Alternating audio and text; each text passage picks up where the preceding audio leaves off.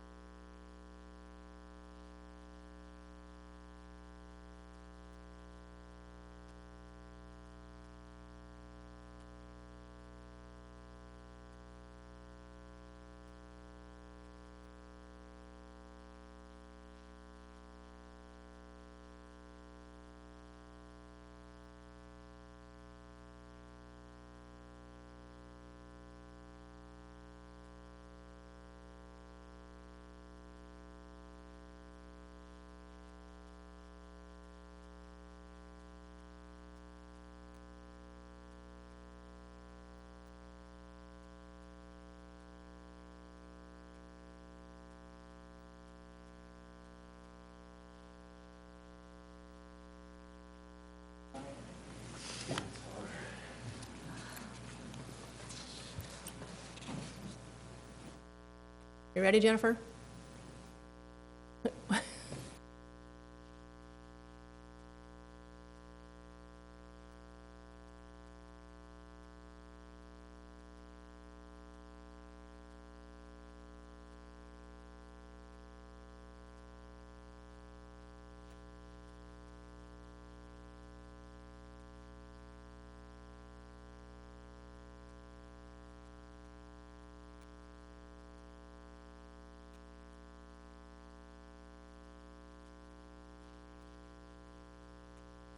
Like to ask oh, my mic wasn't working. It was on, though. Sounds good. I'd like to ask everyone to stand and join me with, in the Pledge of Allegiance. Where's it at? I pledge allegiance to the flag of the United States of America and to the republic for which it stands, one nation, under God, indivisible, with liberty and justice for all.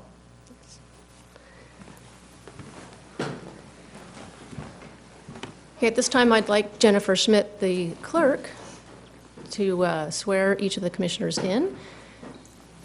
I believe she'll have each, are you having them stand? Yes. Yeah.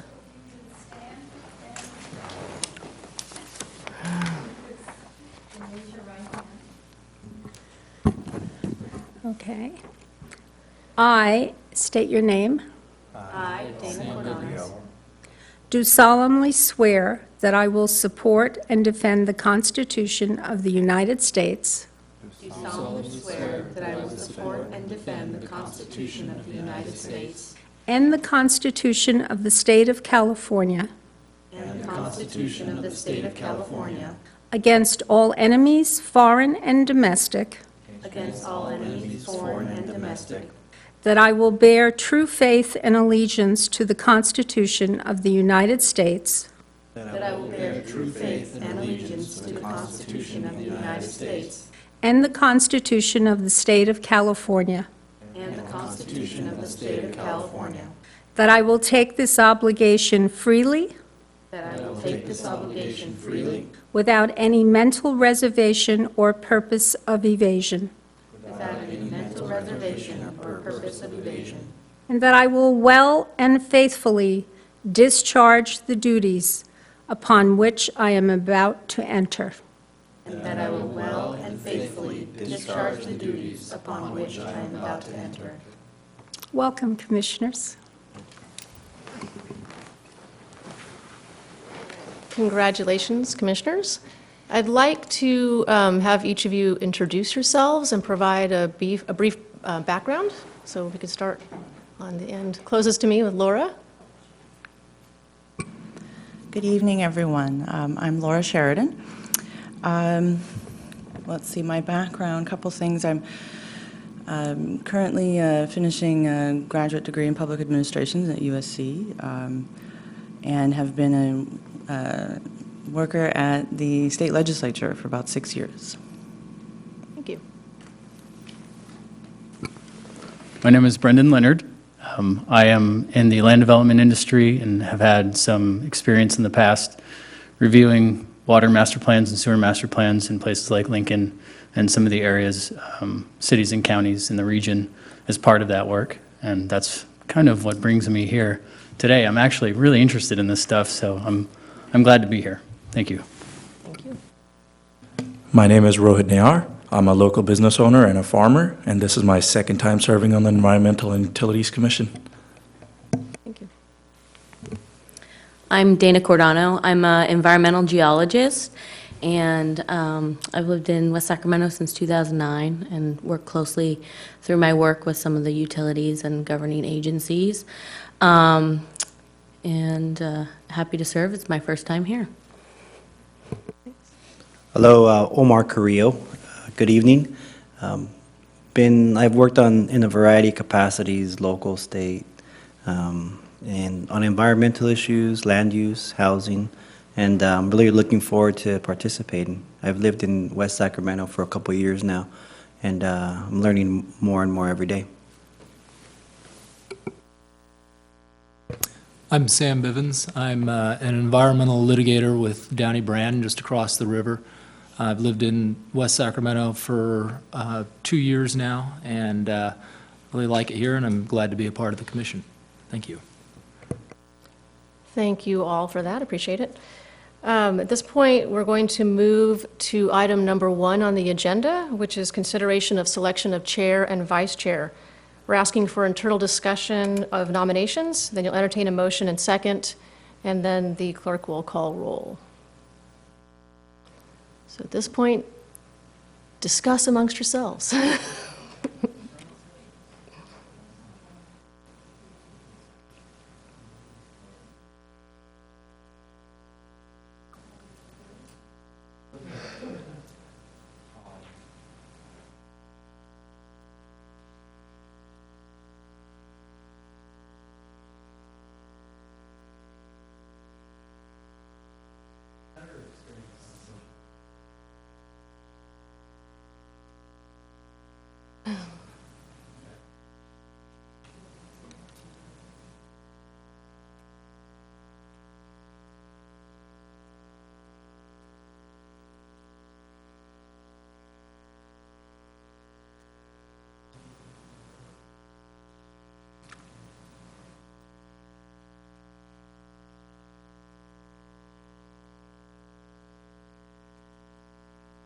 Are you wondering if Lori was interested in vice or chair? She didn't mention anything.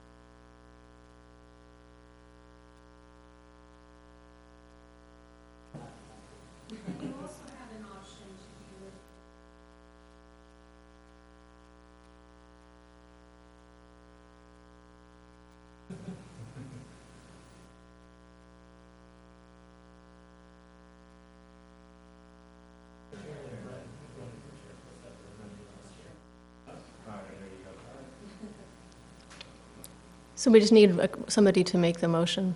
I make the motion that Rohit Nayar, myself, as the chair, and then Brandon for vice chair. Do we have a second? Seconded. Second. All in favor? I guess Jennifer. What did it come out? Who was first and who seconded? I'm first, Brendan Leonard is vice chair. vice chair.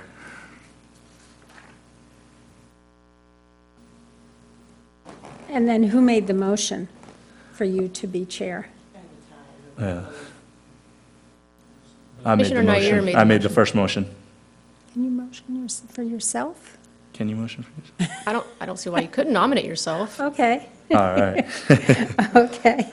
We discussed it amongst ourselves. And so. who seconded? Sam. Okay, so. Okay, so we have, chairperson will be Commissioner Nayar. The vice chair will be Commissioner Leonard. And that was first, and Sam Bivens, second, Commissioner Bivens. Forgive me, I don't know your names as of yet. And there's all agreement. So Commissioner Carrillo, Commissioner Cordano, Commissioner Sheridan, all yayed. Yes. Oh, yeah. Okay. Motion carries.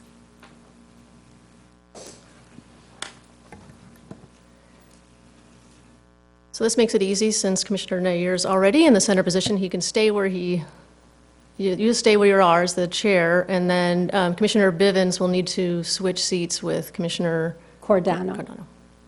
Yeah, you'll have to switch. Oh, is it to your right or to? To the right. I wasn't sure if it was to your right or the right this way. Sorry.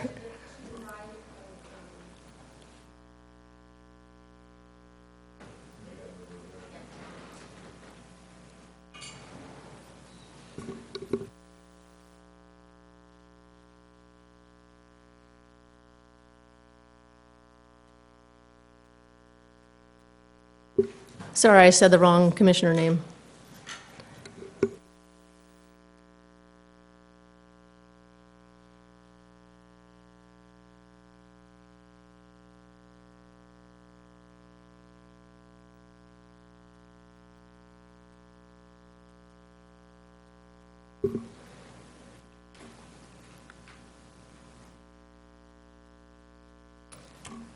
Okay, at this point, you can turn the meeting over to the chair.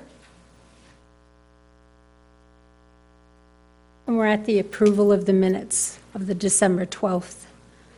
Actually, Oh, presentation of the Yes. public. so we're at item 1D. So do we have any members of the public presenting anything today? We do not. We do not. Okay.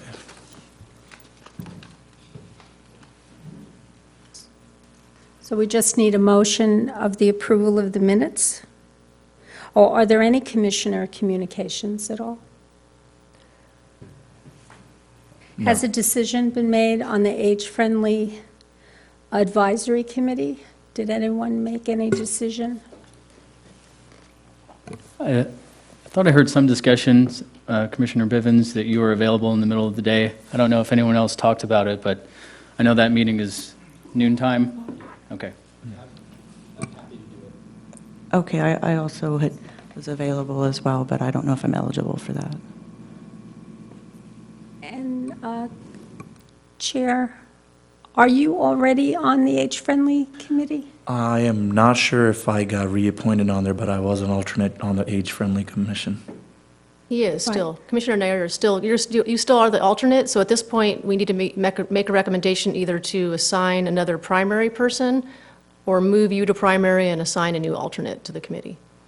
I will not be able to do the primary, so I'll stay as an alternate if anybody else on the commission wants to be the primary. I move to recommend Commissioner Bivens for that position, if you would still be interested. I second that. Thank you. Okay. So are there any other commission communications? None. Okay. So I'm just, so next Well, is consideration of the approval of the minutes. I did have a question, I think it was my eligibility for the commission on age-friendly? Oh, we did? No. thinks we skipped the Pledge of Allegiance. Did we? No, we didn't. We No, did we it. said the Pledge of Allegiance. He missed it. I'm sitting there going, no. That was the first thing we did. Is that the bat video phone? man. That is the Our bat video phone. man. So let me, I'll be back.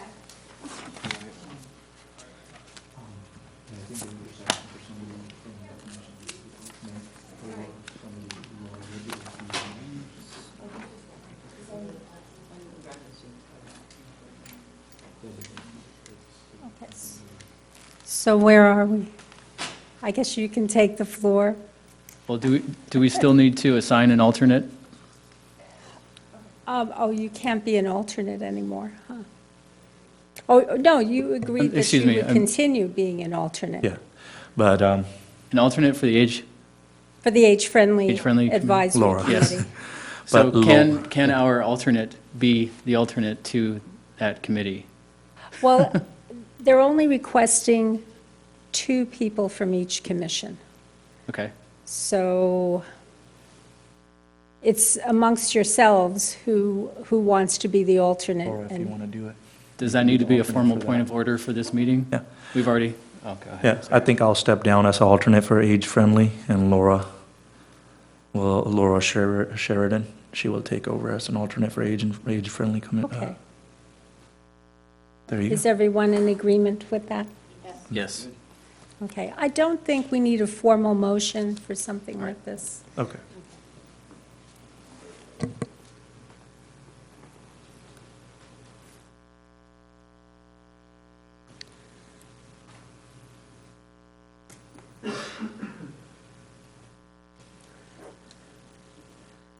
So we just need a motion on the minutes of the December 12th, So moved. approval of the minutes.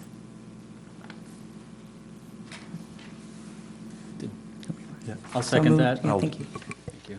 Okay, that was too quick for me. Who was first?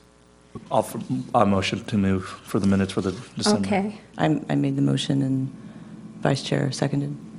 okay.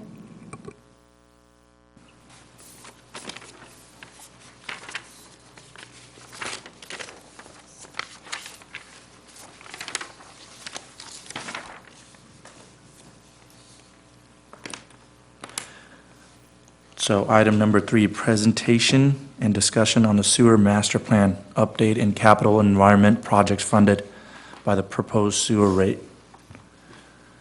Who is making that presentation?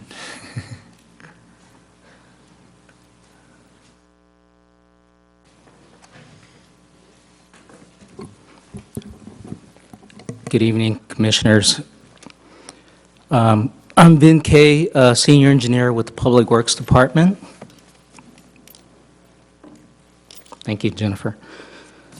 Okay, tonight we're here to give you a brief presentation of the sewer master plan update as it relates to the utility rate studies that is being proposed. Last June, Public Works staff came and made a presentation to this commission and sort of presented the findings and along with the capital improvement program and the hydraulic studies and basically an update of the master plan process. And then in November, our finance staff, along with our financial sub-consultant, worked out our rate study analysis. And then in December, our finance department presented here and also to council of the proposed rate increase that we're requesting. Council gave us authorization to start the Prop 218 process. And as you can see in the staff report, the rate increase being proposed is a quarter cent, for 2017, 2018, 2019, 2020, all the way to 2021. Again, tonight, we would just like to give you an idea of what that 25-cent rate increase is going to pay for. We're going to come back at a later time to talk about the impact fee component, or the growth component, when we're ready with that study. Okay, at this time, I'd like to turn this over to John Wells of West Yost Associates, who's been helping the city with this project.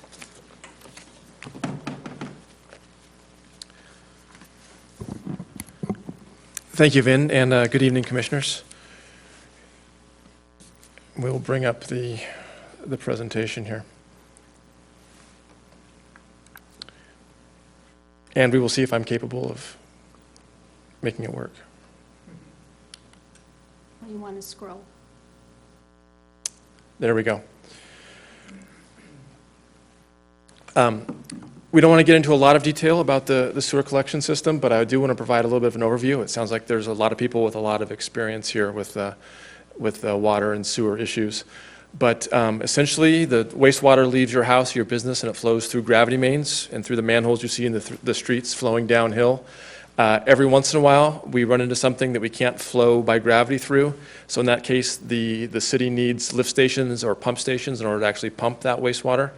And then the lift stations and the pump stations actually pump into what we call force mains, which are essentially pressure pipes that are on the other side of the collection system. So what we want to do tonight is talk about what improvements we're recommending as part of the utility rate increase for the sanitary sewer master plan and part of the collection system. And I welcome all of your questions and interactions during the course of the presentation, so we arrive at the same understanding.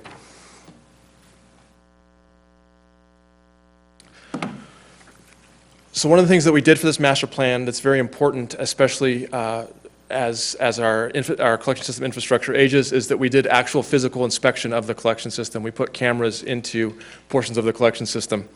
And I don't know if this is your first time seeing photos of the inside of sewer pipelines, but for the most part, these are pretty good-looking pipelines. You guys have good-looking collection system pipelines for the most part in the city of West Sacramento.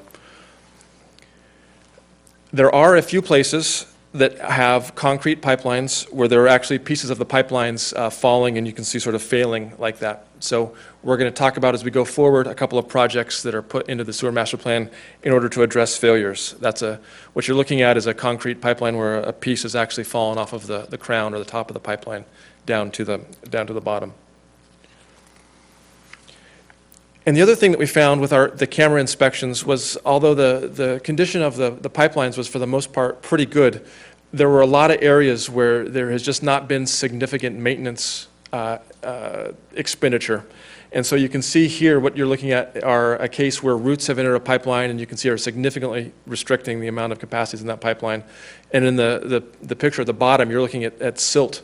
And as you look down there, you can see that almost between a quarter and a half of the capacity of that pipeline is taken up by silt, which is not a failure of the pipeline itself. It's a failure to expend the energy to keep the silt out of that pipeline. Besides just putting the cameras into the collection system itself, we had teams that went out and inspected all of the lift stations and pump stations and did it in a methodical way, so that there's actually numerical scores assigned to each of the pump stations. So it's not just the person looking at them and saying, oh, this one looks a little bit bad, this one looks a little bit good. It's actually giving them scores so the pump stations can be ranked against each other and money can be prioritized. And we'll talk about the projects that come out of that in a little bit. So with that brief overview, then I'd like to step into the actual where the money, or where the rubber meets the road, and where the money actually starts to come through here, and talk about the capital improvement program, which is what the city is going to be paying for. We have 3 columns here for the sewer capital improvement program, the A, B, and C column. The A column is the entire capital improvement program, which includes both those pieces that would be paid for out of the utility rate study. So those are things that can be charged to customers now that need to be repaired for use right now. But it also includes things that would be paid for out of impact fees, because they'd be required not now, but by future growth. So the A column, which shows a total of $55.95 million, is all of those projects, both for existing customers paid for out of utility rates and for future customers paid for out of impact fee. The B column then narrows it down to only those projects that would be eligible for utility rates. And so they would be attributable to needs that there are right now in the collection system.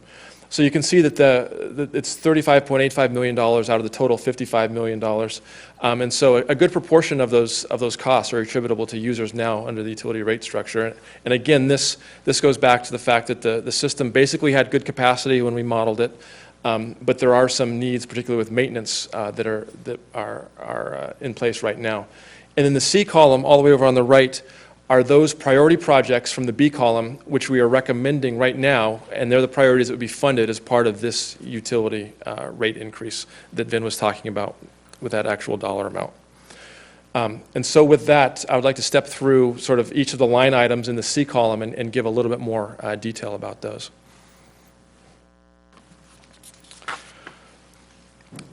So the first project is recommended cleaning and inspection of the collection system. We did spot checking. We worked with the utility collections staff in order to identify the areas that we thought would be show some of the most characteristic parts, and we did spot inspections across the city.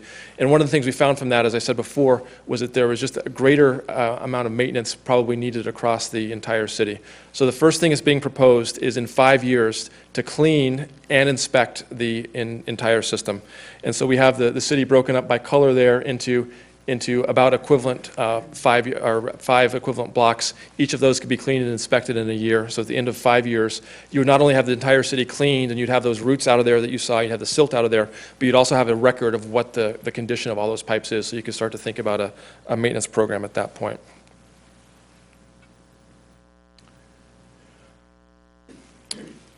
The second project that we are recommending is a backyard main replacement CIP. So there's a total of $1.3 million that are utility rate eligible, and we're recommending $750,000 of that as a priority project in order to get backyard mains, or where the gravity mains are not in the center of the street or in the right-of-way where they're accessible, but where they're running through private property. So they're a risk because they can't be developed over. It's difficult for maintenance crews to get to them if something happens, or to keep them clean on a methodical level. And so that's that reduction in maintenance risk and the ability to then actually develop those properties that did have the mains underneath them is why this project has been prioritized as part of the master plan.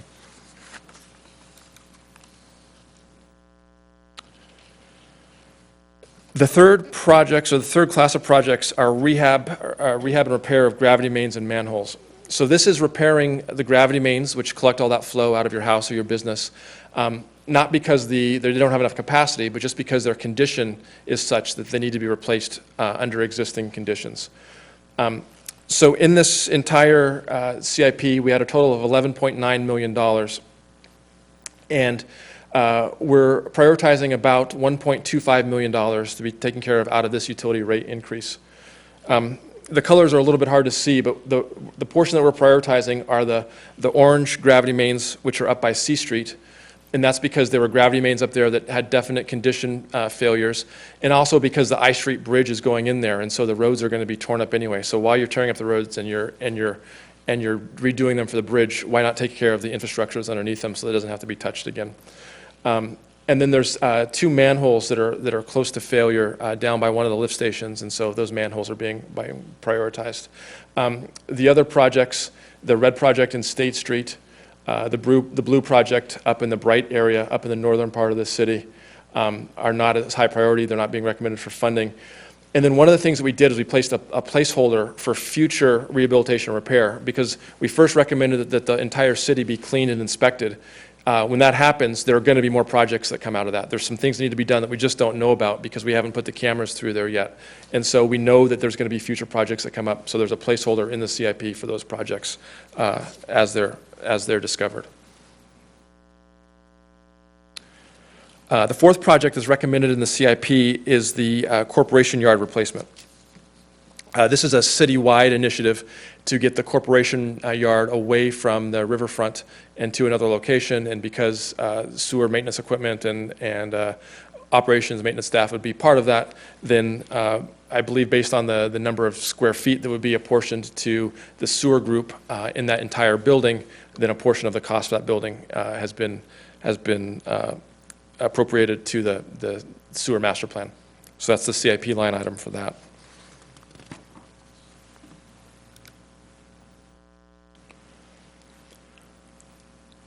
And the final piece of the sewer master plan, CIP, are the lift stations and the pump stations. So like we said, we like the sewer to flow by gravity as much as it can. There are times when there are just things in the way or you're just going the wrong direction against the grade, and so you have to have lift stations and pump stations. Like I said, we did inspections of the lift stations and pump stations, and we inspected all the different elements of them as well as put them in the hydraulic model. And so one of the things that becomes tough when you're doing a master plan is which one deserves the money over the other. And so in order to take that subjective nature away, we create a matrix of risk for the pump stations. And that matrix is broken down by the consequence if that pump station fails. So bigger pump stations have a higher consequence. Pump stations that are right next to a waterway have a higher consequence. And then the likelihood that that pump station is going to fail. And the likelihood can be due to its age, due to condition problems that we find, whatever is done during the inspection. And so if you look at that matrix of likelihood and consequence, then the pieces that have the highest scores in both those things are going to have the highest risk, and they are prioritized. So two lift stations came to the top when we did the inspection. We did the full review of the pump stations. The Triangle lift station and the Coke lift station came to the top of the list. And not so much because their consequence of failure was all that high. They're both sort of small facilities, but the likelihood of failure was extremely high. These are facilities that are in need of rehabilitation. For a long time, we thought that the Triangle lift station was going to be higher, and we, as part of the plan, we actually had a structural engineer come out and do a full assessment of the Triangle lift station. It turned out to be not as critical as we thought it was, and has some more room. So that left the Coke lift station. And so what we're recommending is $2 million for a complete replacement and rehabilitation of the Coke lift station in its current location. The other lift stations and pump stations, although they need some rehabilitation work, most of it is to optimize the pumps from an energy standpoint so that they're running a little bit more efficiently. They're not failing, or they're not posing a risk of failure, which is why they don't show up as high on the risk score. They're just not running as efficiently as they could be, so they're not going to be as a high priority, and those could be funded later.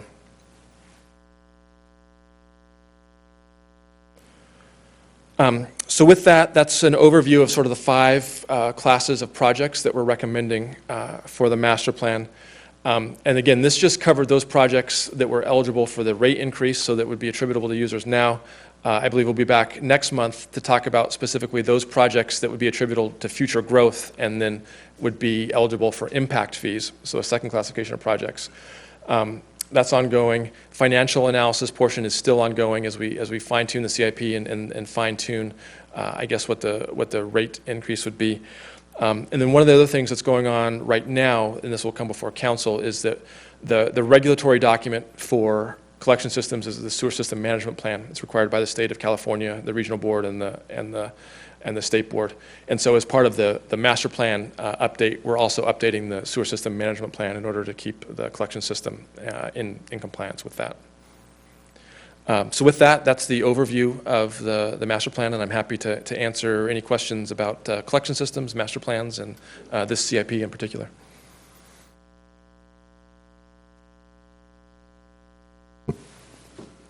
Were you going ahead? Did you have a question? Okay, I'll please wait for do. you. No, Oh, all right. On the Coke and Triangle lift station, have they been redesigned already, or are you using some sort of package solution? Or I'm looking for just information on how you came up with the cost estimates and if there's any savings that can be gained there. I mean, it's a pretty big ticket item, and I know they're expensive and complicated, but just curious about if there's any work done on that yet. The full design or even a full pre-design for those lift stations has not been done at this point. So the cost right now is what we consider a planning or conceptual level cost. It's based on the capacity and also what we know about the depth, and so the deeper you have to go for the lift stations and those sorts of things, what it's going to cost. I'm sure there are some ways when we're looking at the design effort to streamline and save some costs. We tend to be a little conservative in the master plan because we would rather over budget a little bit than under budget. The primary thing that's driving the cost of those items is just the fact that, the city is primarily flat, and so by the time you get to those lift stations, they're fairly deep. And so the depth for excavation, which requires extra shoring and that type of stuff, is what led to some of the higher costs than you would see for a more shallow lift station. But you're relatively confident that that's an outside number? Yes. Okay. Thank you. Thank you, John. And my question has to do with the gravity system rehabilitation item. And specifically, I'm looking at the 11.9 million estimate. And this could be a function of just a language barrier. Forgive me, I'm new. But you did a small sampling of inspections. Correct. I'm curious about your methodology. Like, how did you determine the samples you would take? What was it, random? Please elaborate. No, that's a great question. So it's certainly not random. There's a couple of different ways you can do it, and we kind of use both of them in order to split the difference. One is everyone wants to know what their worst item is, or sort of what the worst case scenario they're facing is. So one way to do it is that you talk to staff and you look at ages and stuff like that, and you just go to where they think the worst places are, because those are the areas that might be at risk of a failure right away, and you want to get those taken care of. That's a good thing to do because you're looking at the riskiest areas right now, and that can help you. But what that can also do is if you just inspect the riskiest areas, that can lead you to overestimate how bad the problem actually is, right? And so the other thing that you would like to do is not just do the riskiest area, but then try and break it up a little bit in terms of age or in terms of material or some other things that could help you. So we sort of did a combination of those two things. We definitely looked at the riskiest areas by age and by what the collection system staff told us that they were. But then we also broke down, because we knew that the concrete tends to age fairly poorly in collection systems because the acidic gases are pretty strong in there. So we knew that concrete was going to be a risk, and we definitely inspected that. But we also wanted to see some of the non-concrete areas, so we broke away from that. Or we broke away to look at some of the clay pipes and some of the other things. So we did sort of a look at the worst areas, but also look at some of the other materials that wouldn't be as bad. Now, the city is pretty conclusively broken by the deep shipping channel, and the area to the north is much older than the area to the south down in Southport. Southport the collection system is much newer, and it's also PVC or plastic. So we expected that to be in really good condition. We did minimal inspections down there. That they confirmed that they were in really good condition. And so the majority of our inspections were in the north, but broken up among different pipeline material types. I have a question about the backyard main replacement portion of the capital improvement plan. It's a relatively small line item compared to some of the others, and the two projects that are recommended are pretty similar in costs as well. I'm just curious how you prioritized which one to do first, and also why wait? Why wait? Why do one? Why not do them both in the short term rather than one and then long term the other? Got it. So there's a couple questions there. So I'll answer them in order. We prioritized the first project, the project in red there, because there is anticipated development going on right in that area, and the backyard mains would actually be standing in the way of that development. So there's going to be a real world cost consequence to not getting those out of the way there. And we prioritized, or we did one and did not do the other. Because we were actually at the very end of the amount of money that the rate increase was going to support. If there were more, that would be the next project that would go on. But this took us right up to the edge of what the financial consultant said you can fund at this point.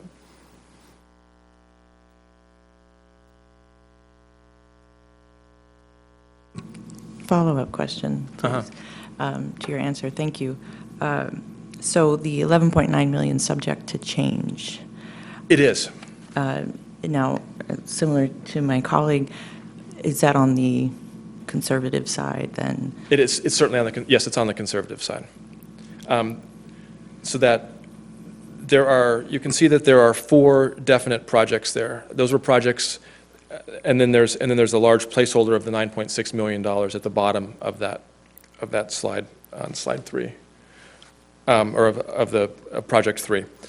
So those 4 projects were identified from the CCTV effort and the inspection we did. Those projects need to happen.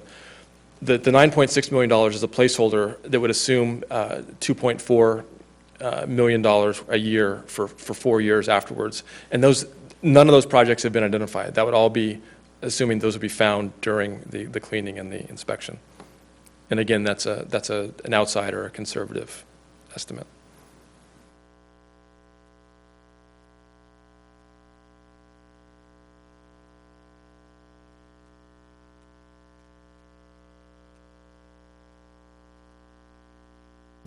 One last one. You presented this to commission and council last year?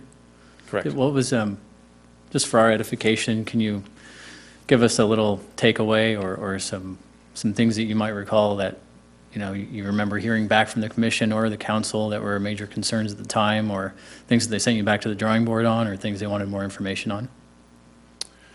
If you remember. It's all right if there's no detail there. It's just, since we're stepping into something that's already in process, I'd just Right. kind of like to know where we stand. Yeah, I mean, Vin may have more. I'll try to give you my thoughts. I think the last time we were here in June, I think the commission was very receptive, as Commissioner or Chair Nair will confirm. I think at that time, we were more or less just presenting an overview, sort of a sewer system 101 to get everybody up to speed on basically the network of the collection system that's within our city. And then when we went to council, when we present the actual rate studies, council was a little bit more inquisitive as far as, how did you get to this point? And that's why we came back and try to help close, hopefully help close that loop and sort of tie the dollars, to the actual work, which is the CIP. So, and I think that's why we're planning on subsequent follow-up, meetings with this commission. Thank you.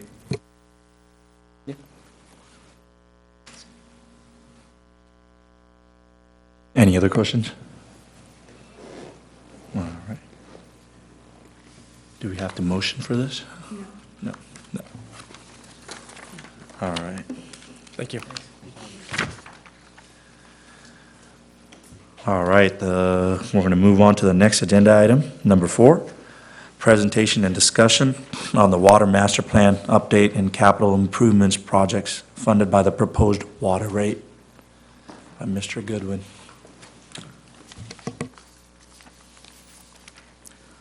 Good evening, Commissioners, and congratulations on your appointment.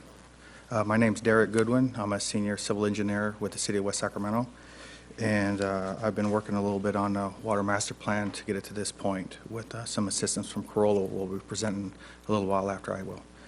So the last time we was here presenting to the Commission, we presented 2 items, the Urban Water Master Plan and the Water Master Plan itself in the June Commission meeting.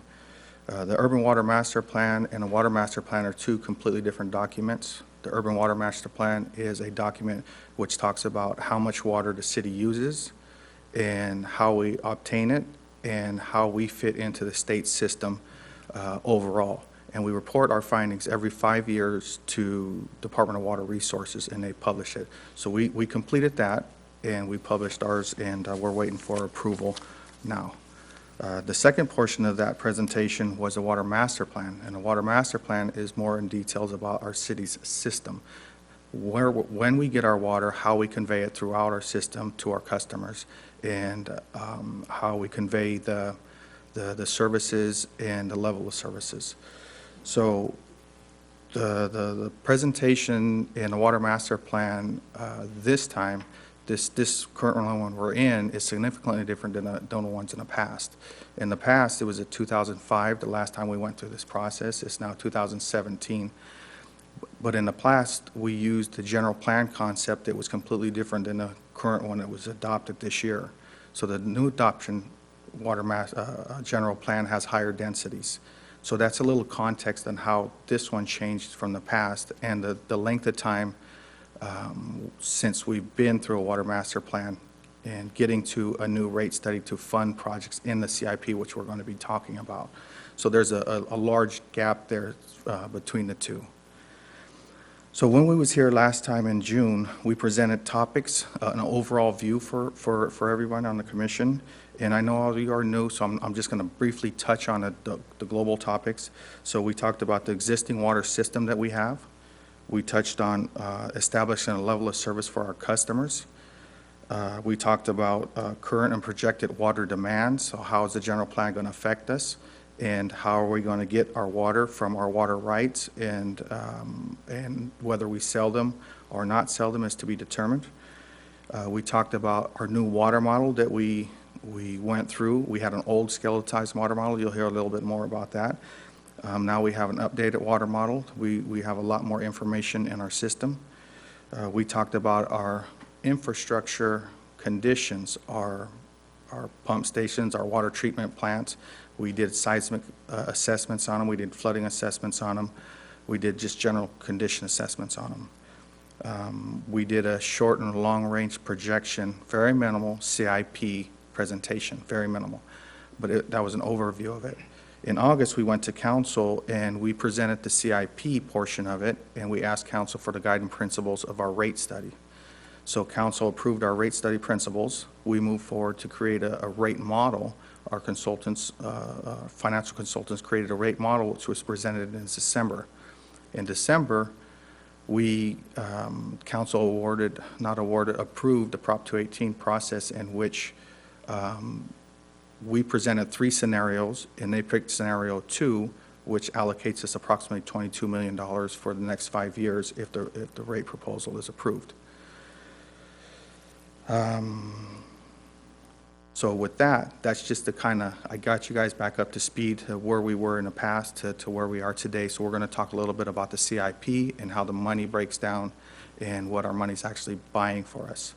So with that, I'll introduce Chris Cleveland with Corolla Engineers.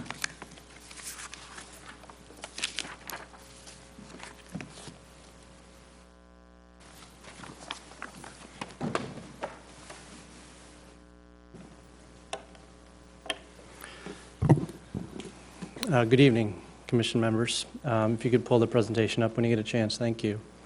You hear a lot of similarities in my presentation to John's, but I like to think that we feed his system. So if it wasn't for us, you know.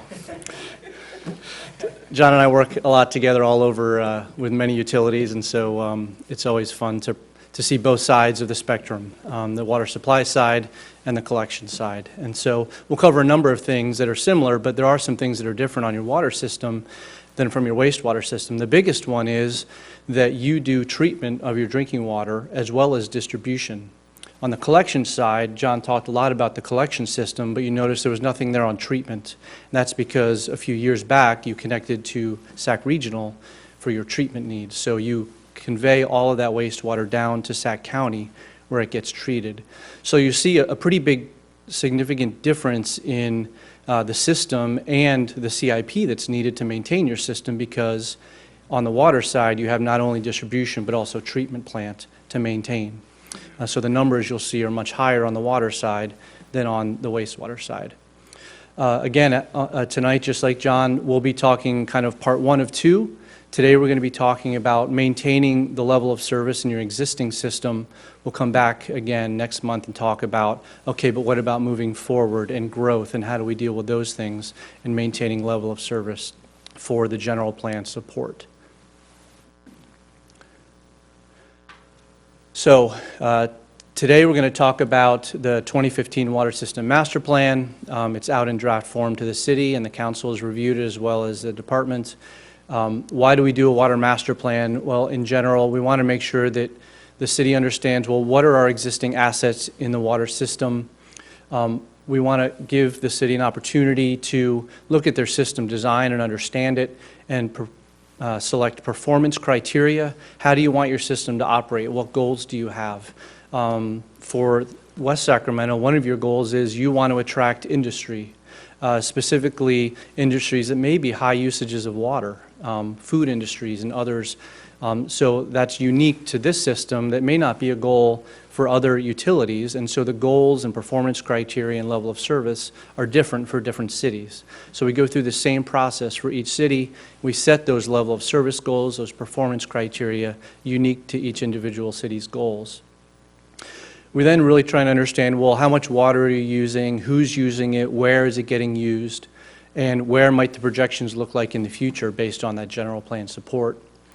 And we use the hydraulic model update really as our backbone of understanding how we convey water across the city's distribution system, and we'll talk a little bit about that. When we come back next month, we'll talk more about the water system capacity for growth and a capital improvement plan to support that growth. So you do a water master plan first to evaluate the water system for upgrade and rehabilitation. Everything has a useful life. We know our houses, we see those things wear out, water heaters and all those types of things. A water system is the same way. You put a pump in, it's going to last a certain amount of time. You need to make sure that you're maintaining that pump to increase the longevity of the life, to reduce the overall cost, but at some point that pump's going to age out, reach the end of its useful life and need to be replaced. So we want to be thinking out into the future for what typical lives are for all the various parts of the water system, both at the treatment plant and in the distribution system, and plan accordingly. We also want to plan for future water needs, and this starts on the supply side. While it may look like every single drop of water in the Sacramento River is the same, to anyone that pulls water off of that supply, every drop is different actually, and I'll show you a little bit about the supply, the legal issues, the water rights side of the equation, which is the most important, because if you don't have water to supply to your city, it doesn't matter how great you can supply it around your city. We then treat it, we store it, and we distribute it around the city. We also want to make sure we're supporting the city's general plan, and there was mention previously about 2005 was a very different time compared to 2015 and 2016. In 2005, there was less density, but if you were here in 2005, you know that the growth rates projected for the next 20 years was about like this, and that was very common in many cities around Northern California. Now we have a new general plan that adopts a much slower growth rate, but much more urban infill, higher density development. And so both of those things have significant effects on a water master plan. And finally, we want to just make sure we're using the best tools, the most up-to-date tools, innovative tools, progressive tools. Technology has changed in 12 years since the last master plan, and that allows us to really understand the trends and predict those trends and account for those trends much better than we could 12 years ago. So we talked a little bit about this last year, but there's a lot of new faces on the commission here, so I'll just give you a brief overview of your water system. You have an intake at the Sacramento River, way up in the northern part of the city, and then that intake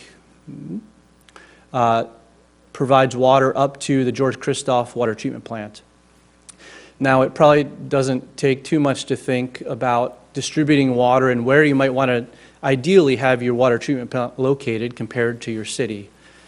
You may think, well, wouldn't it be nice to have it right about in the middle? That would make it pretty easy to get water everywhere, and that's true. So you have a challenging distribution system because your only source of water supply is at the northernmost part of your city, and you have to distribute water all the way across the northern part of the city, across the Deepwater Channel, and into Southport. And so that provides some interesting and unique challenges. And the system is set up to do that, and we want to maintain that capabilities. You have almost 200 miles of pipes in the ground that range all the way up to 54 inches in diameter. You have 9 different storage tanks. You can see some of them called out all throughout the system here. 10 different booster pump stations. And you do have 3 groundwater wells that are no longer in service for drinking water. They have water quality issues with them, typical for many groundwaters in this area. You've seen Davis and Woodland go to a surface water supply for similar reasons why West Sacramento went to a surface water. They are there for backup under emergency conditions. They could potentially be connected, but they're not considered really part of the drinking water system at this time. Any questions on the existing system?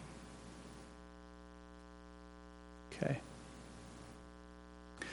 So if we look at what we want to do with the system, we look at design and performance criteria, and we want to make sure we go through that definition process with the city and define those goals and criteria for system operation and performance. This not only includes drinking water, so we have a water quality issue as well as a quantity issue, because of course we want to make sure that we're providing safe drinking water, not just enough water to everyone in the city. We also want to make sure we provide enough fire flow. So the drinking water system is also designed to provide adequate fire flow throughout the city under all the various conditions that are set up as level of service goals by not only Public Works, but also the fire department. We want to meet all federal, state, local water regulations, especially regarding quality, and we want to make sure that we're talking about fire flow. And we made some small changes in the fire flow criteria with the fire department to be more in line with kind of what's consistent these days for most cities of this size. So if we start at the front end of the system, we're at the water supply. And these are all the drops of water that are taken out of the Sacramento River, which is your source, throughout an entire typical year. And you have a number of different water rights contracts that are available to you. They all have different criteria for how much you can take out, what time of year you can take them out, and even in your case, what parts of the city you can serve with each drop of water. And in the end, it's all the same water going out of the water treatment plant, but from a legal point of view, we monitor all of these things. The city has a water rights attorney that we work with to develop the strategies for how we supply water during a typical year, which is what you see here, and then it completely changes for a drought year under those types of scenarios. So it's a pretty complex, there's an entire chapter in the Water Master Plan dedicated to this topic. But in general, throughout the year, you change water rights, even though the intake is exactly the same. The drops are all coming out of the same Sacramento River.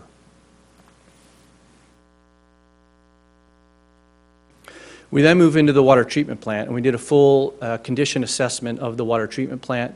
We went through all the various parts of the plant, starting at the top from the intake, working your way all the way down through the various treatment trains, and pumping stations and mechanical buildings and storage and high service pumping that pumps the water out to the distribution system, and various miscellaneous systems. And we categorized each system within each of those process areas with a score of 1 to 5, giving basically a condition of, hey, is it basically brand new, or is it at the end or close to the end of its useful life? So this is a summary table that basically says, hey, in each of these process areas, here's the total number of assets that scored each of the various rankings. And so if you just sum down to the bottom, you can see that a score of 4, which is your worst score, you had 12 items at the water treatment plant that were basically in need of immediate attention, and you had 17 items that were basically brand new, didn't need any attention for the next foreseeable future, and a number of them in the middle at various levels of service. Once we go out of the water treatment plant, we move into the distribution system. And as I mentioned before, we look at not only can we supply water under normal conditions in order to meet drinking water, landscaping needs, industry needs, but we also look at fire flow. And so I didn't provide any graphs up here for normal demand conditions, but this is an interesting one where we look at fire flow. And we did make some changes to the fire flow criteria in this water master plan.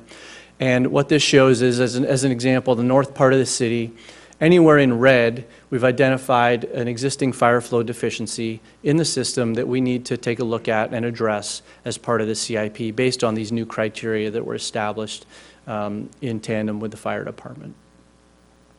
So these then will turn into CIP projects to address those issues. In general, most of the time we see these, we have kind of older, very small mains. Any main that's 4 inches or less, in general, cannot meet a fire flow criteria at a hydrant throughout the city.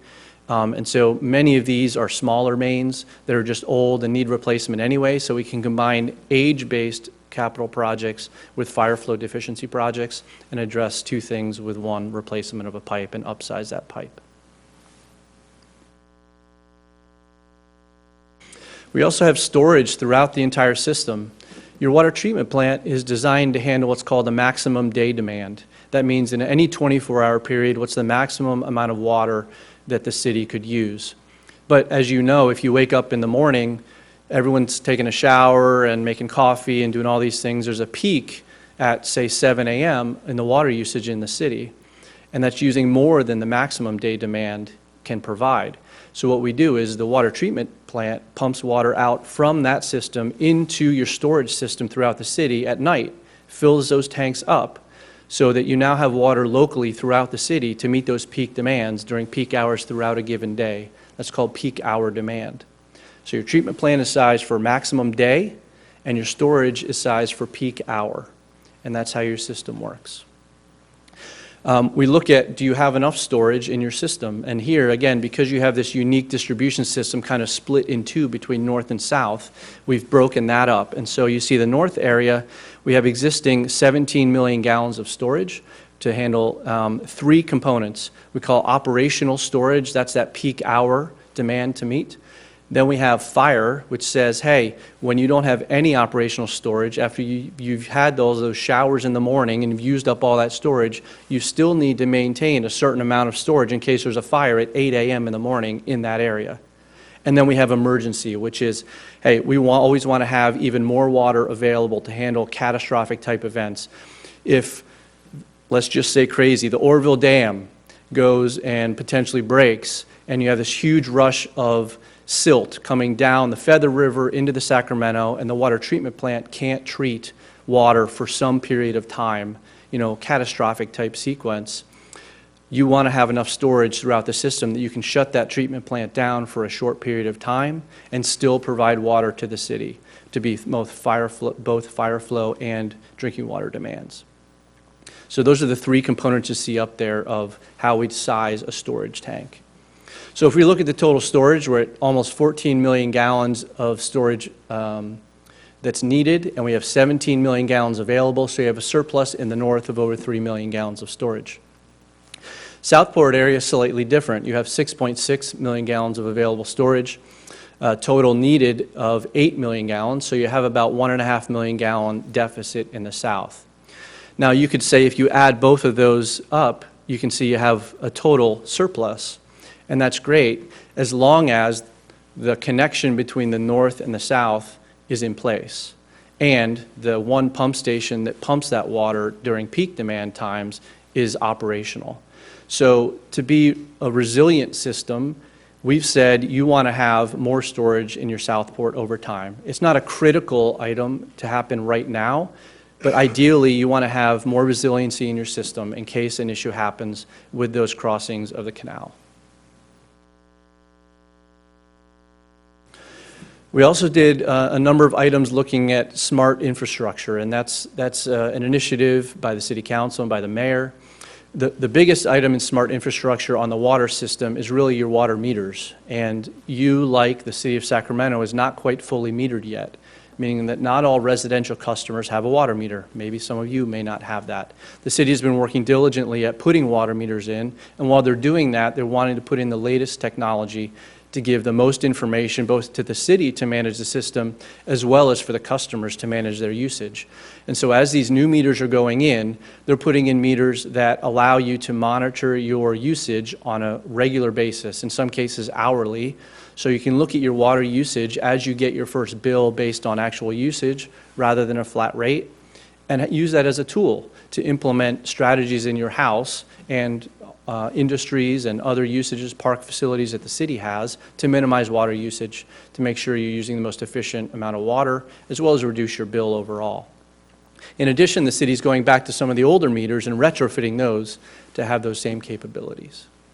All industrial users are fully metered. It's just residential at this point that are not metered. So we broke our capital improvement plan into a number of phases. The first one is phase 1 that goes from 2016 or 2017 to 2020. These are the highest priority projects, of course. They have high criticality. Their items are at the end of the useful life or severe deficits that were identified as part of the planning process. Phase 2 goes from 2022, it should say, to 2025. Those are medium risk projects. And as you can imagine, as you go through phase 3 and phase 4, those get farther and farther out and less critical. And And the idea is, as we develop a rate structure and a capital improvement plan, we attack the next 5 years, but we keep in mind those future phases each time we redo our water master plan, and we may need to adjust some of those and say phase 3 back up to a phase 2, or nope, this is lasting just fine, there's no degradation in their skill, their capabilities or their condition, and we bump that down to a phase 4. And that process gets repeated every time you do a water master plan.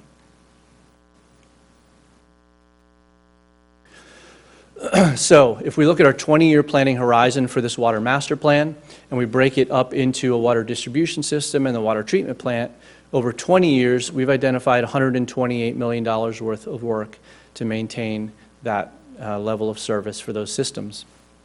More importantly, if we break it into the 2 phases, one we've talked about today, which we call kind of the utility rate-based, or the water rate-based fees, non-growth.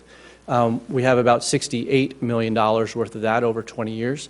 And projected future development that's in line with the general plan, about $60 million over 20 years. So now let's focus just on the next 5 years, this first phase 1, and this is what is going to be supported by the rates if they're adopted by the city. And we've broken these projects into a number of different categories. In our CIP tables, we've got dozens of projects in many of these categories.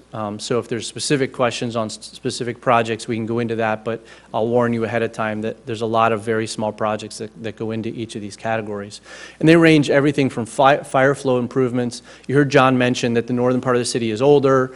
There's some sewer mains in the backyards. Well, similarly, many of the fire flow issues are in the north part of the city because those are smaller mains. They weren't designed to handle today's fire flow design criteria. We've got some old steel water mains still in the city, which are some of the oldest water lines that need to be replaced. The new Corp Yard is also going to be partially funded by the water side of the CIP. There's just capacity improvements to make sure that there are enough pressure provided to everyone in the city. It's a relatively flat city, so in one way that's good, but then that also means as you get just a little bit of elevation in some areas, you can have some challenges with low pressures, and there's a couple of very small areas of the city that have that we want to address. We talked about the water meters and replacements. There's some tank and pump station rehab that needs to be done to bring some things up to today's seismic standards. A number of projects at the water treatment plant, and then there's kind of some emergency projects contingency that is in the rate currently that says, hey, we're not going to get this 100% right. There will be projects that come up over the next 5 years that haven't been identified here, and we want to make sure that we have plans to handle those as well. That totals $22 million. That's what has been approved to date to go out through the 218 process by the City Council. And then there's another almost $6 million of projects that would not occur with that current funding level that the department will be out looking for additional money over the next 5 years to deliver those projects. Or if other projects don't come into that emergency category, you could move some of those currently unfunded projects up into that to be funded. So that's the end of the presentation. Happy to answer any questions.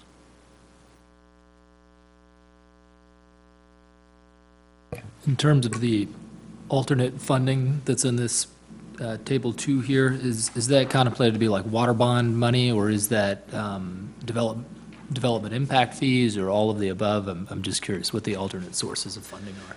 Sure. So the short answer is neither of those. You could go out for an additional bond above what's anticipated, but right now, and these are only projects that are not funded by development or impact fees. So next month we'll come back and we'll talk about planning for development and impact fees to support those. So this would be things like state grants that may become available for water efficiency or for fire protection or resiliency of your system or drinking water, those types of grants, which the city has gotten in the past for some of their projects. So they'll be out looking for those types of funding opportunities. I have a question regarding planning for sea level rise at about 20 feet above sea level the city is. Are we thinking in those terms at all? Yes. So the city is basically an island. So it's always at the forefront of planning. And the flood projects that have been ongoing are looking at that.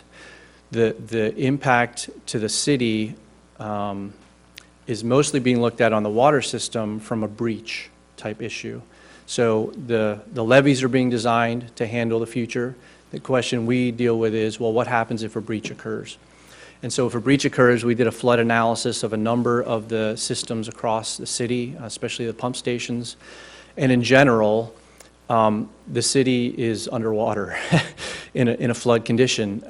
And so the water treatment plant is in a pretty good spot, but there's not a lot of really feasible options to demo, build up a pump station up at a very high level that would handle a breach. So I think the focus, and this is out of my expertise, flood, but I think the focus has been on levee protection under flooding conditions, sea level conditions in the future, and making sure that that doesn't occur, which protects the entire city, including the water infrastructure that's here.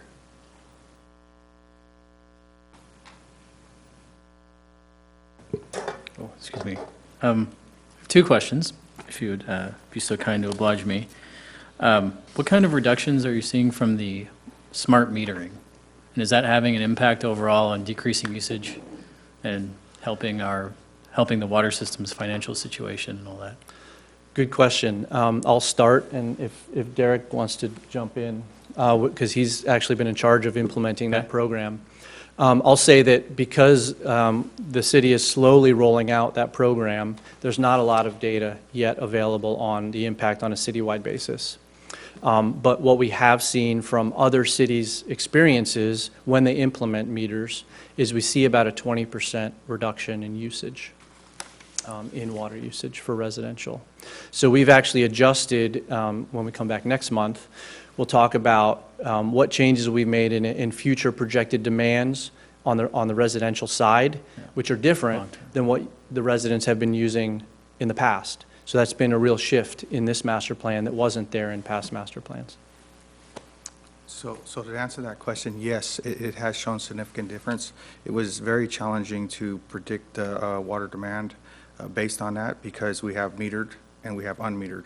So we have to use what we're actually producing in the system to gauge how much people are using, and then we actually have to coincide that with the metered rates that we're using. So we had to do a blend.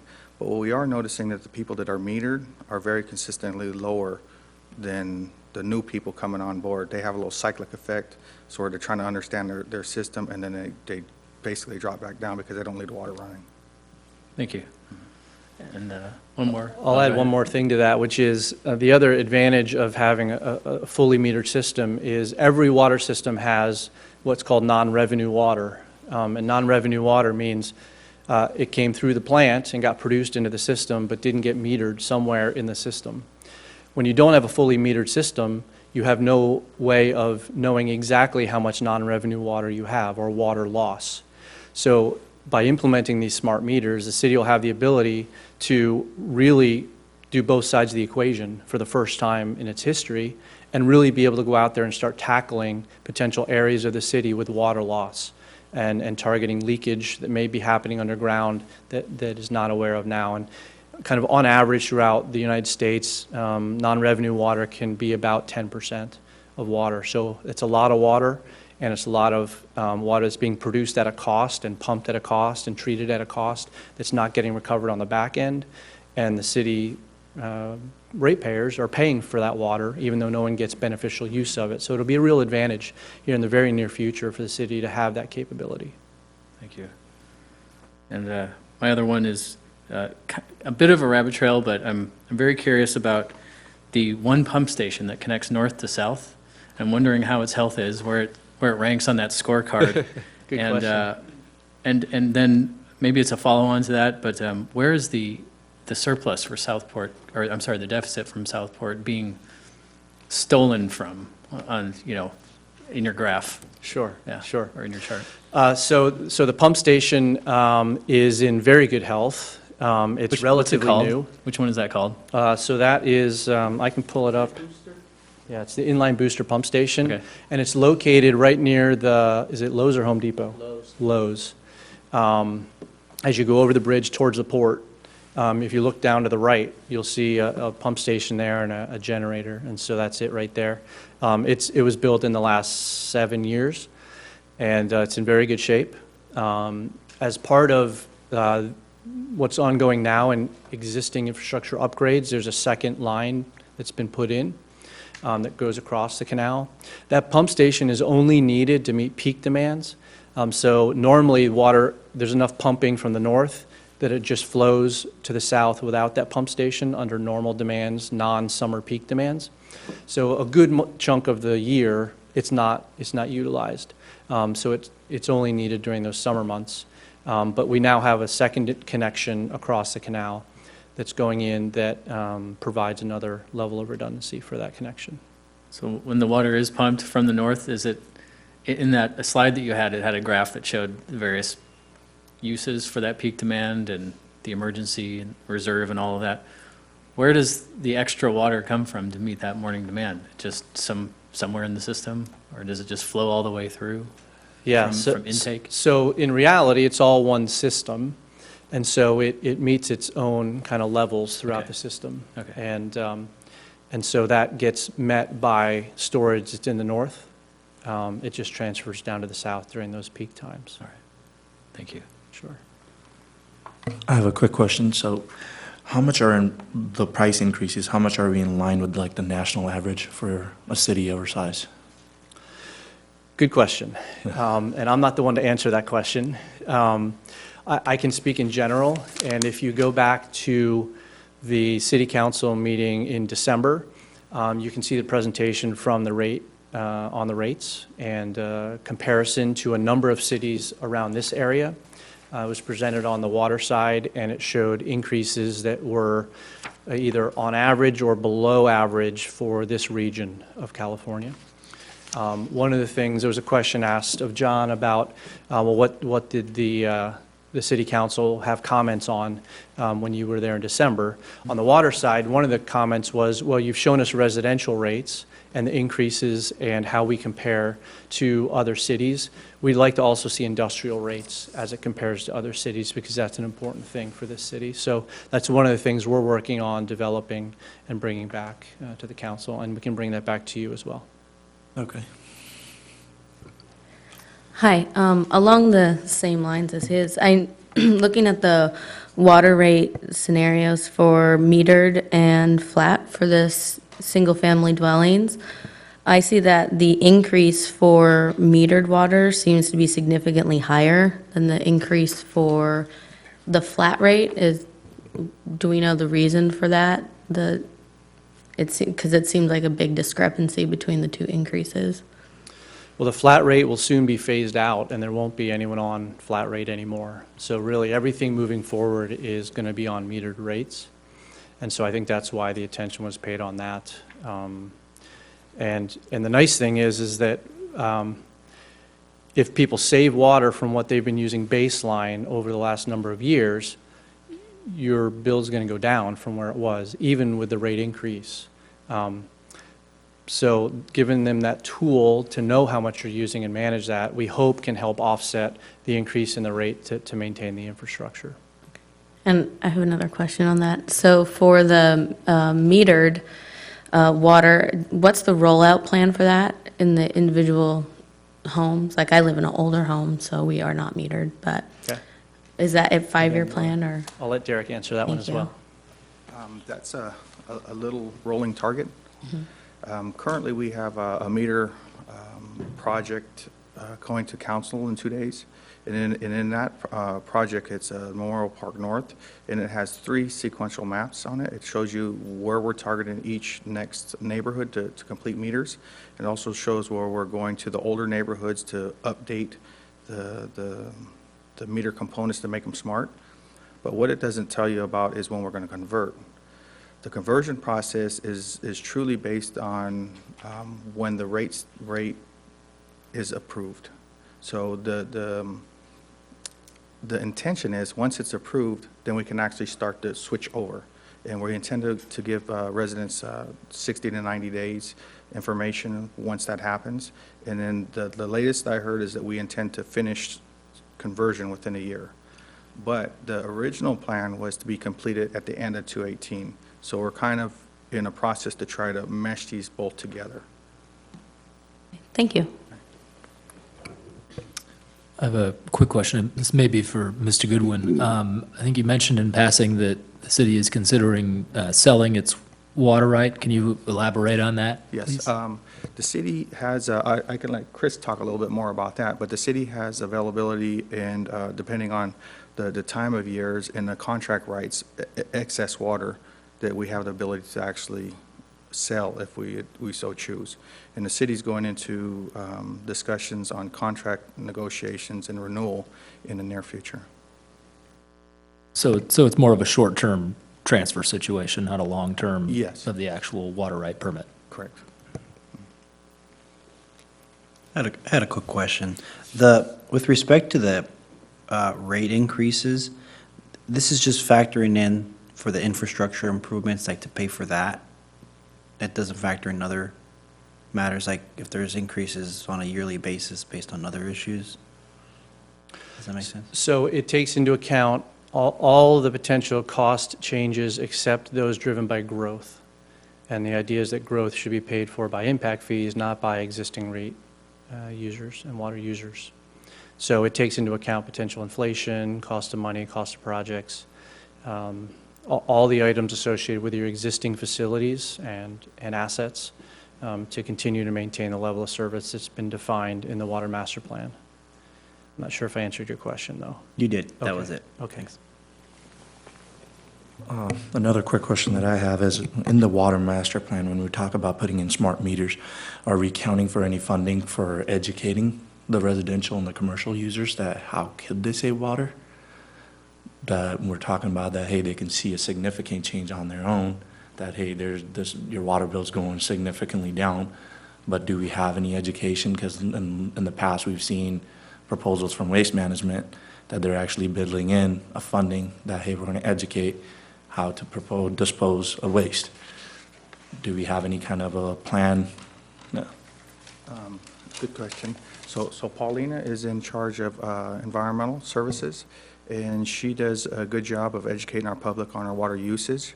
And I'm working with one of her staff members currently to determine a way to educate and secure additional grant funding to help educate our customers prior to the conversion. So since it was a moving target, there's a lot of things we're trying to pull together real fast to get ready for it. Okay. In the future, maybe, we'll, once you guys do have a plan, we would like to see that what kind of education ideas that we do have for the consumers. Sure. Thank you.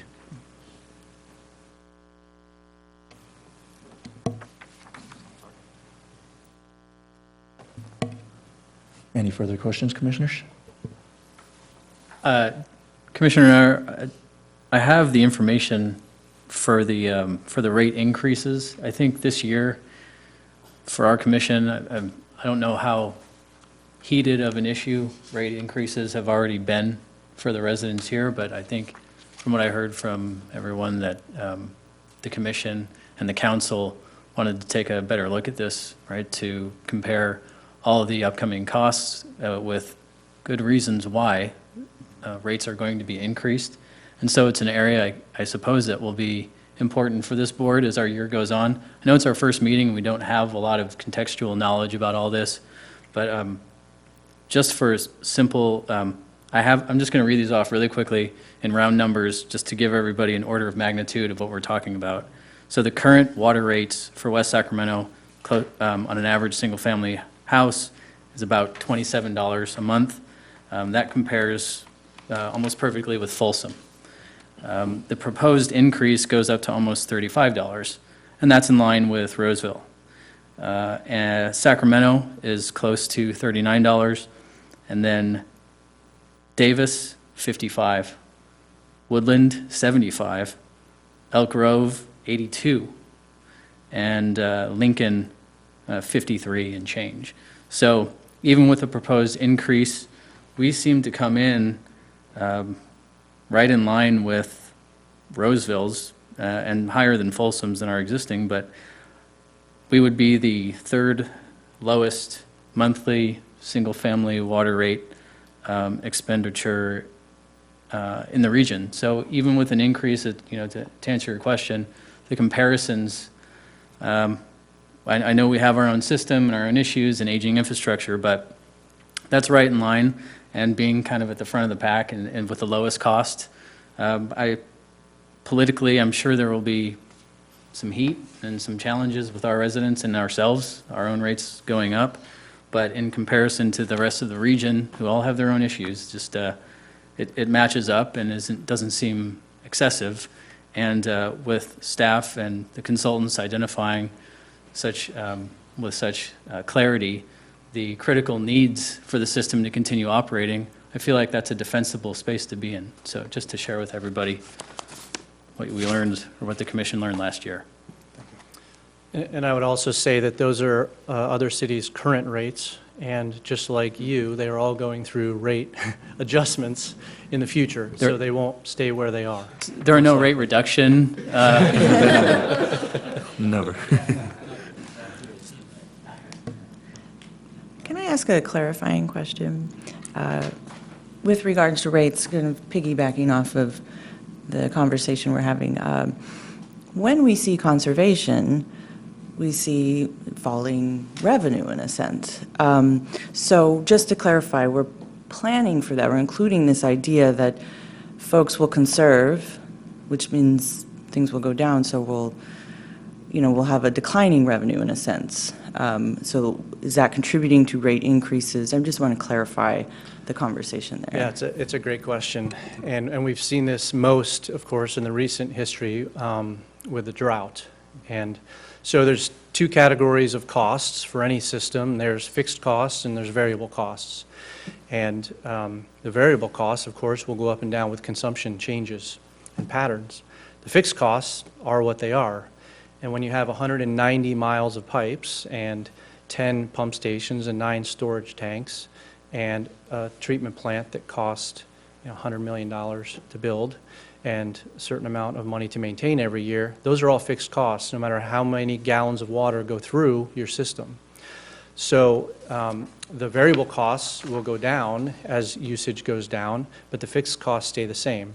So what happens is you have to account for that to make sure you have enough money to run your system, no matter how much water is being used. And so those demand projections, which we'll talk about next month, take into account what do those demand projections look like in a more conservative environment when rates are in place, and making sure that we can stay solvent as a utility and as a city to deliver the water needed with the revenue that's coming in, regardless of what that revenue is. Thank you. I look forward to that next time. No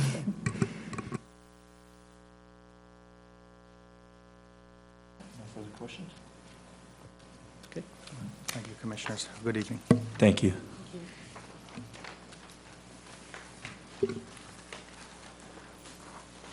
Next item on the agenda is consideration of presentation and discussion of ordinance 17-3 repealing and adding chapter 8.08 of municipal code relating to refuse and recycling.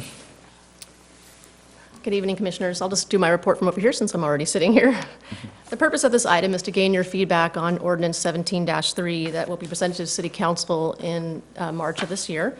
The ordinance, which is Attachment 1 to your agenda report, will codify the proposed changes to Municipal Code Section, or Chapter 8.08.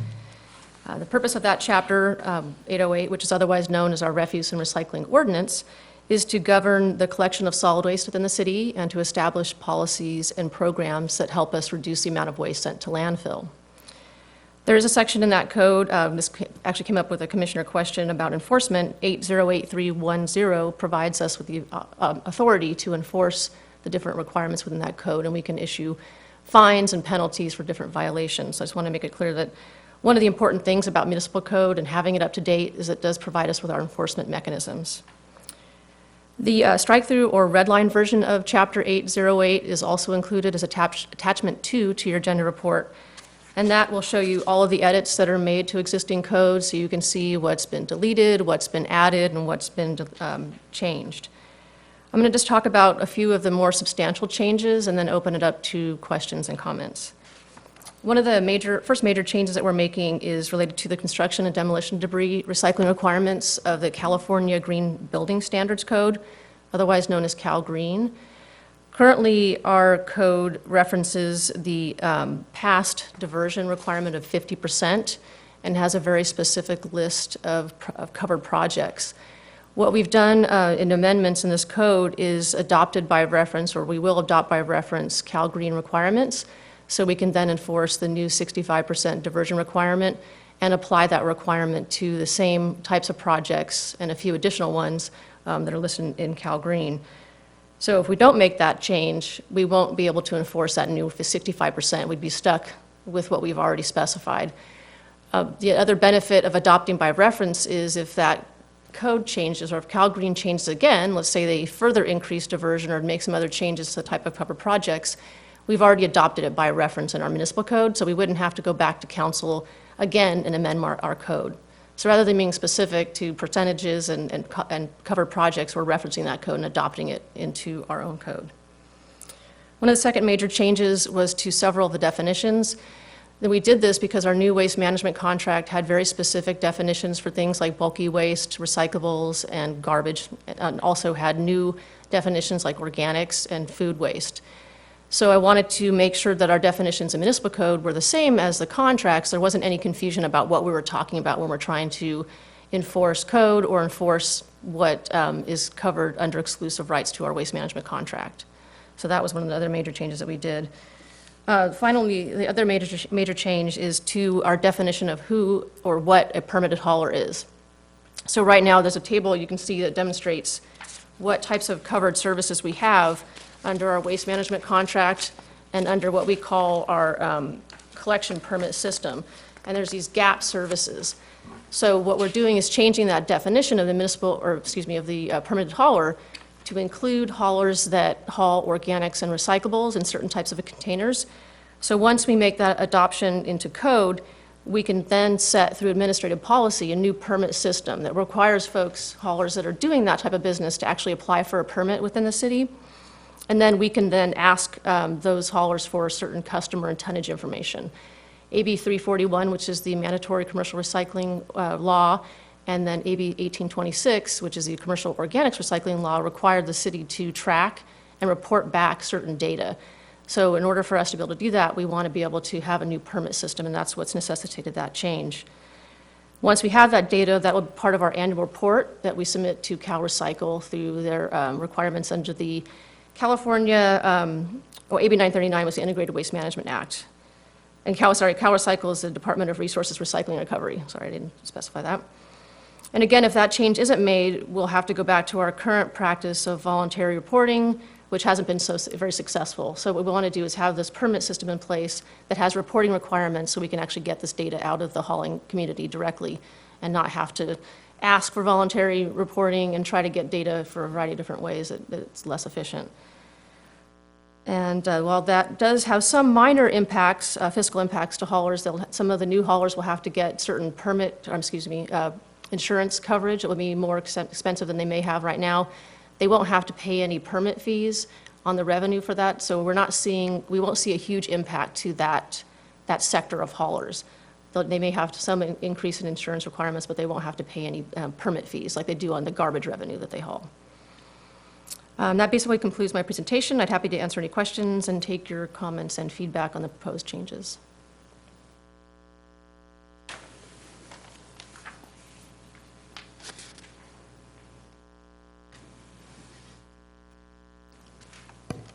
I have a question about section 8.08.140.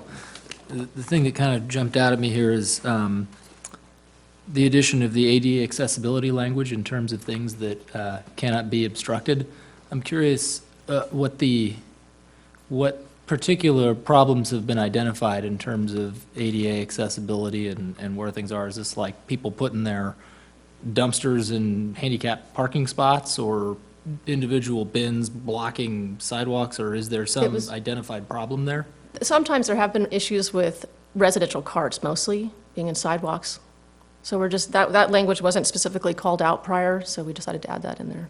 I'm sorry, residential cars? Carts. Oh, Sorry, carts, yeah, okay. I call them carts as opposed, yeah, so residential carts as opposed to bins or dumpsters.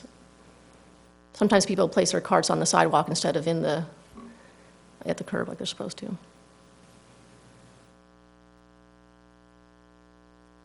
So you're saying pathways are blocked? Correct. Okay, thank you.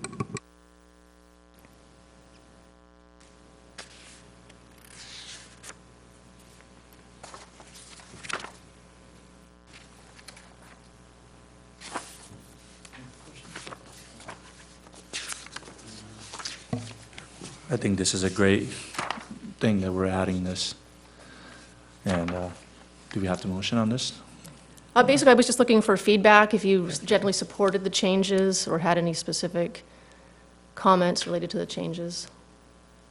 I had a question. What percentage of hauling isn't being captured right now that without, I mean, we have our standard commercial haulers, but then there's other types of haulers. So what's not being captured right now? That's the challenge. We're having a hard time, well, we know some of the haulers that have existing permits are hauling the types of waste that we're trying to get data about, but because their permit doesn't require them to report that information, it's kind of this gray area where they are hauling organics and recyclables, but because it's not a requirement under their permit and it's not exclusive to waste management, they can just sort of fly under the radar. So it's hard for us, other than those haulers, really understanding the scope. So what we're trying to do now is reach out to some of our high generators, mostly with organics, and figure out who might be hauling. And we're identifying a few haulers that aren't currently in our existing permit system.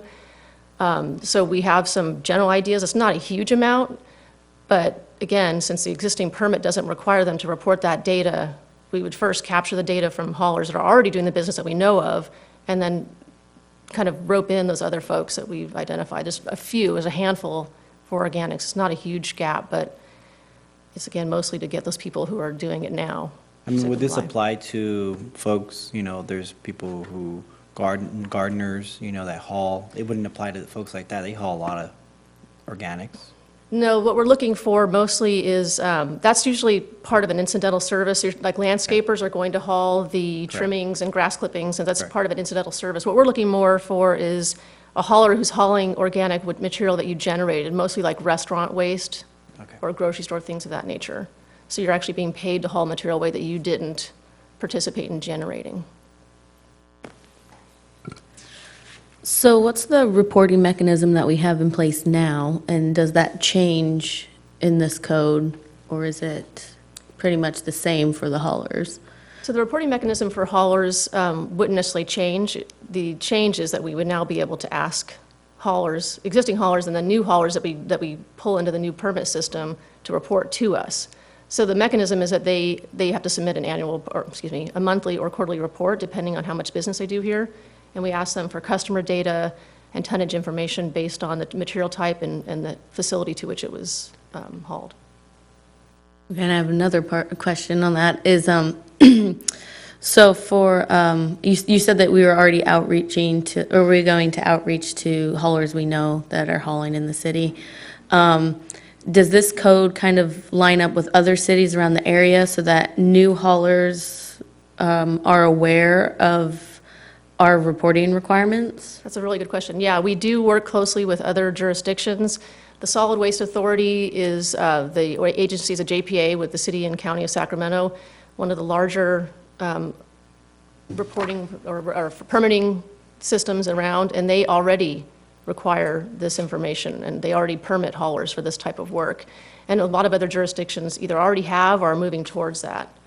So we would be in line with the region in that sense. Okay, great, thank you. You're welcome.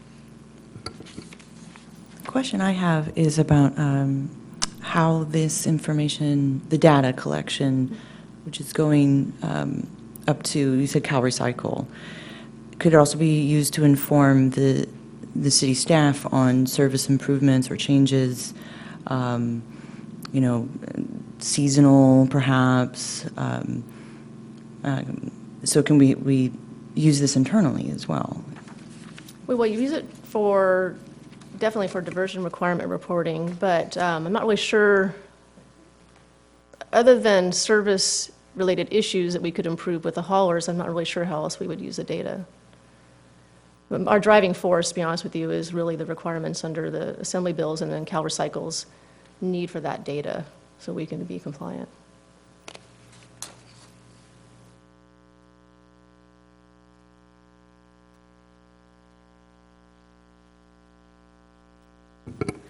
Not so much a question, but just a comment that I actually really find that the updates that were made in this code really clarify a lot of it.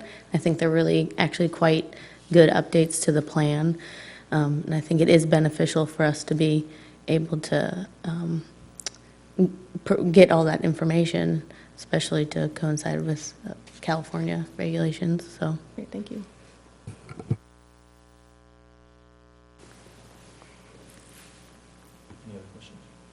I guess the only other one would be, like, once this is put in place, so the legislation requires that there's better accounting, but also there would be like a report developed annually, kind of showing trends and such. I mean, the ultimate objective for these improvements, is that?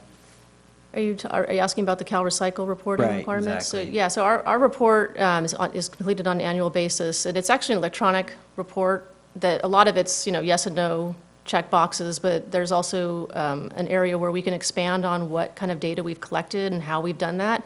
So the more data and information we can provide about our programs and diversion data that we've gathered, it just further pumps up our programs and shows that we're compliant. The CalRecycle staff, it used to be that you could just check yes or no to a lot of these boxes, and they really didn't focus in on your expanded narrative, but that's really become a main focus, and they're really looking for cities and counties to go above and beyond what's required of them. So we're trying to get as much data as we can and demonstrate that we're trying to get as much material diverted from landfill. Great. Thank you. You're welcome. All right, I don't think we have any more further questions. Thank you. Thank you. All right, General Administration Functions, Part 2, 6. Jennifer? Yeah, so the next meeting would be March 8th, and that would be a special meeting. And so I've only heard from Commissioner Hawkins, Vice Chair Leonard, Commissioner Bivens, and Commissioner Sheridan said that they could definitely be in attendance at that meeting. And Commissioner Cordano said she would prefer March 7th, but so far we're leaning towards March 8th. So I wanted to know if Commissioner Carrillo and Chair Nayar can attend the March 8th meeting at 6 p.m. I'm checking right now. I can attend March 8th Okay, meeting. great.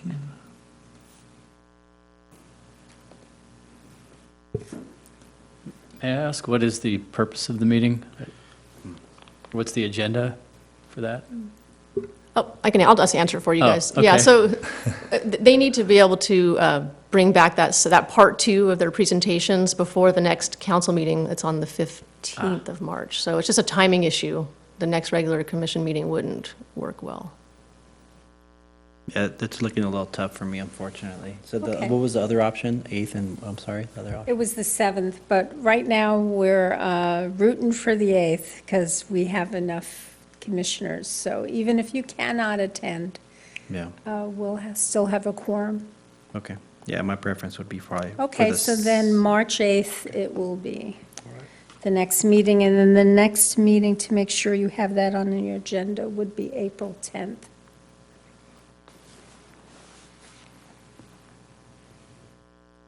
Okay. And any reports from city staff? I don't have any updates at this time.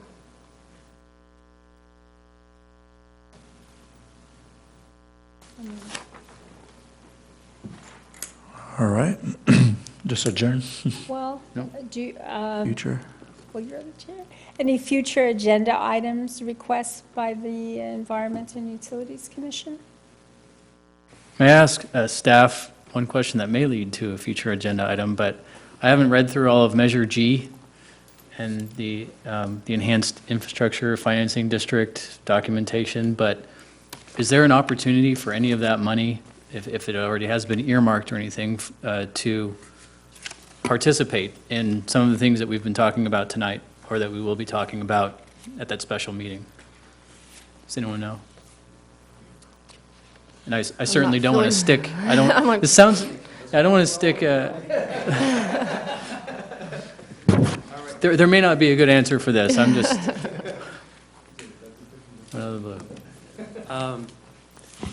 The things that we were talking today is mostly related to utility rates, so it will be supported by the utility rates. The EIFD funds, is that what you're talking about? It's about infrastructure that is not supported by the utility rates. For example, if you want to do a bridge or a road, new roads, things like that, things of that nature that's not supported by the utility rates, that's what that fund is designated for. Thank you.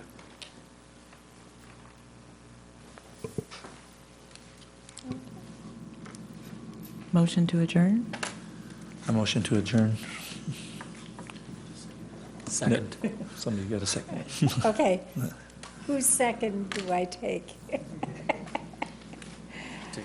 Okay. Adjourn.